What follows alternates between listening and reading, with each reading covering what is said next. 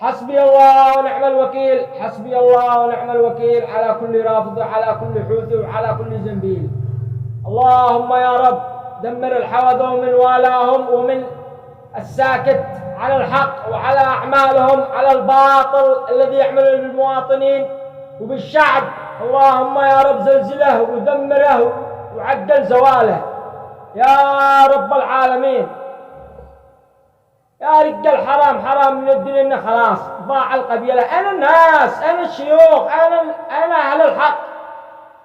عاد بواحد يدرع بالحق أو خذلكم هكذا الحوثي. أنا غلبكم الله اليوم داخل صنعاء عند القصر حق طالب الله حق بسطه، يعني قضوا يدلوا حق السيد، حق أمير المؤمنين، حق علي، حق الهواء، حق السكن، حق العيشة، حق الأكل، حق الشرب، يشلوا كل شيء.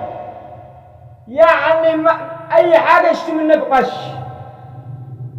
غلبكم الله هذا ما يكفيكمش.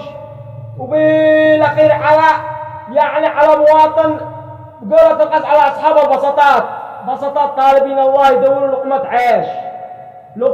عيش. غلبكم الله هذا كم تشتري منه ضرائب وتشتري منها مدري ايش، ويعني خلقوا منها تشلوها. يعني فوق هذا يعني لما الرجال خلاص طفح يقول لك ايش اباقي للحياة. اهو الهواء تدي على بيس لانصار الله وحق السيد وحق الامام علي والخمس وحق ابن العم وحق ابن الخال وحق الدولة وحق الحكومة. يعني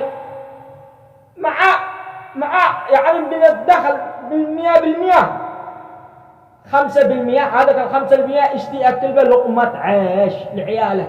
يعني بالأخير أقاو يشلوا من هناك الله معك تدي حق السيد ولا الله معك حتى على الكعل شنو ضريبه.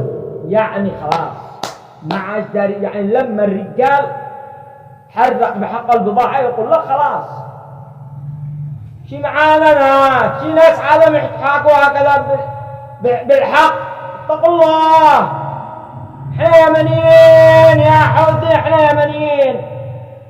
اتقوا الله يا مشايخ يا عقالها يا ناس يا عالم أرض. احنا حرام من الدنيا النقال الدنيا لا توقع القلب.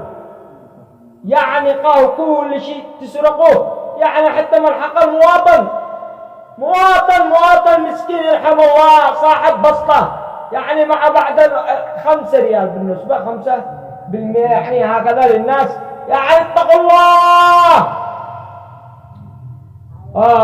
حسبي الله ونعم الوكيل. وين الإعلاميين؟ وين حقنا؟ وين الميسري؟ وين هذا المصطفى المومري؟ وين العلماء والمشايخ والحاكوا هكذا ولا انطلبوا أمام هذا الناس الفئة الرافضية المقوس قاتلت الناس؟ اتقوا الله. هذا الآن لا ذمة من، لا ذمة من. أنا بقاه الله. احنا فين؟ قولوا لي احنا فين؟ وين صرنا وين؟ يعني حسبي الله ونعم الوكيل. حسبي الله ونعم الوكيل. نقول لهم حسبي الله ونعم الوكيل.